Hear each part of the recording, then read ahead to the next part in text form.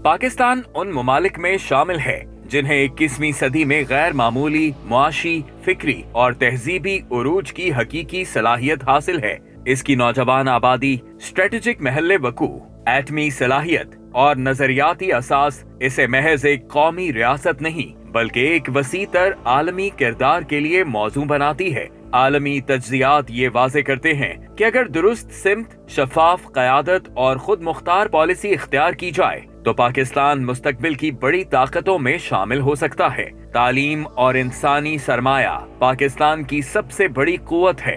हालिया बरसों में तालीमी ढांचे की तौसी, डिजिटल महारतों का फरोग और आलमी सतह पर पाकिस्तानी तलबा और माहिरीन की शनाख्त इस हकीकत को तक़वियत देती है कि ये कौम ज़हानत और तख्लीक में किसी से कम नहीं। साइंस, IT, इंजीनियरिंग और तहकीक में पाकिस्तानी नौजवानों की कामयाबियां इस अमर की मुतकाजी हैं कि रियासत इल्म पर मबनी मईशत को तरजीह दे ताकि हुनरमंद अफरादी कुव्वत कौमी तरक्की का इंजन बन सके।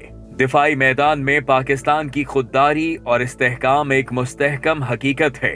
जिम्मेदार एटमी कुव्वत होने के साथ साथ जदीद दिफाई टेक्नोलॉजी, पेशावर अफवाज और कलीदी महल वकू उसे खित्ते में मतवाजिन कुव्वत बनाता है। मगर दिफा की हकीकी ताकत सिर्फ हथियारों में नहीं बल्कि इखलाकी बरतरी, नजरियाती पुख्तगी और कौमी यकजहती में है। जोग्राफियाई लिहाज से पाकिस्तान को कुदरत ने तिजारत और राब्ता कारी का दरवाजा बनाया है। बहीरा अरब तक रसाई, इलाकाई राहदारियों के इम्कानात, ज़र्रात व मादनी वसाइल और सनती माहौल ऐसी नेमतें हैं जिन्हें खुद इन्हिसारी की मईशत में ढाला जा सकता है। सूदी दबाव और बैरूनी इन्हिसार से निजात, मकामी पैदावार और इलाकाई तिजारत ही देर पा खुशहाली की कुंजी हैं। पाकिस्तान की तहजीबी शनाख्त, दीनी विरसा और इंसानी खिदमत की रिवायत इसे एक मुनफरिद इखलाकी मकाम अता करती है। मगर तारीख ये भी सिखाती है कि वसाइल के बावजूद कौमें तब कमजोर पड़ती हैं